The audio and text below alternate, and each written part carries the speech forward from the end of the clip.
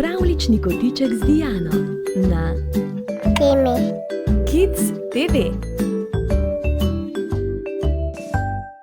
Dober večer, otroci. Danes gremo na potep v gozd z zimsko in poletno miško. Nekoč, že dolgo je tega, sta daleč v gozdu živeli dve miški. Eno miško so klicali Zimska, saj je bila ledena kot sneg.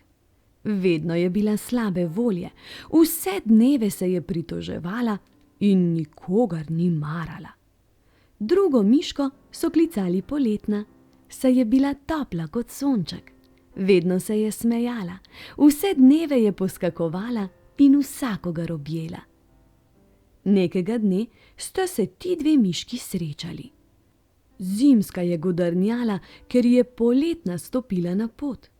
Poletna kar ni vedela, kaj bi od veselja, ker je srečala še eno miško.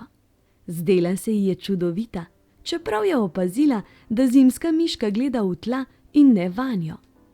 Kljub temu jo je objela in jo stisnila tako močno, da je obema vzelo sapo. Saj si predstavljate, da to zimski miški ni bilo niti najmanj všeč in se je začela znova pritoževati.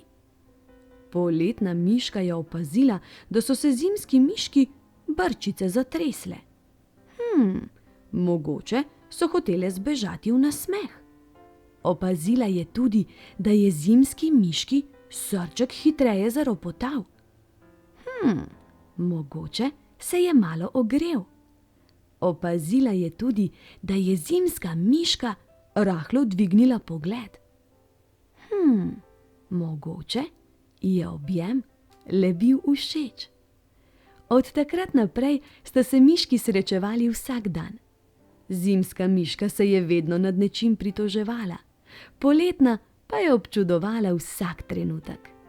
Bili so dnevi, ko je hladno srce zimske miške malo shladilo srce poletne miške in je tudi ona opazila mraz. Tiste dni so gozdne živali poimenovale jesen.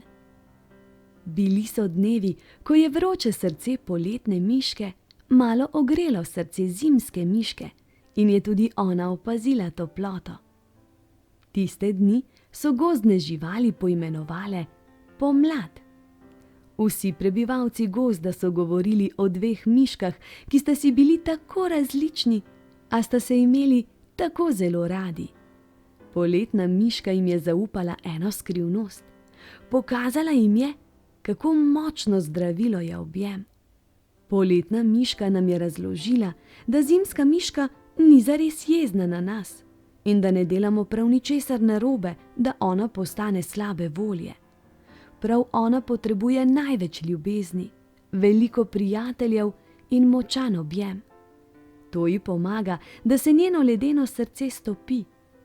Nekoč bo mogoče tudi v njenem srčku posijal sonček. Do takrat pa ne smemo pustiti, da mraz njenega srca shladi še nas. Seveda, kdaj pa kdaj pride zima, kdaj pomlad, kdaj poletje, kdaj pa jesen. In s tem ni nič narobe. Pomembno je, da znamo uživati v dežju, v snegu, v vetru in v pekočem soncu. Srček pa naj kar ostane topel, a če ga zmrazi, naj v objem pohiti. Mogoče so prav tako nastali letni časi. Kdo bi vedel? Gozdne živali zagotovo. Poznate že vse 4 letne čase? A jih lahko ponovimo, preden gremo spat? No pa dejmo. Pomlad, poletje, jesen in zima. Bravo! Jaz poznam tudi eno pesmico o letnih časih. Napisala sem jo. Okrogel razgiban je naš svet, v nešteto barv je odet. Pomlad, poletje, jesen in zima, se ti ne zdijo letni časi res prima? Spomladi na sprehodih se mudimo, poleti čof čof se v vodi hladimo, jesen v listje zavije nas, ko zapade sneg, veselimo se na glas. Na široko le odpri oči, uživaj vsak dan, naj se ti nikamor ne mudi. Zdaj pa samo še spat. Objem, polubček in lahko noč.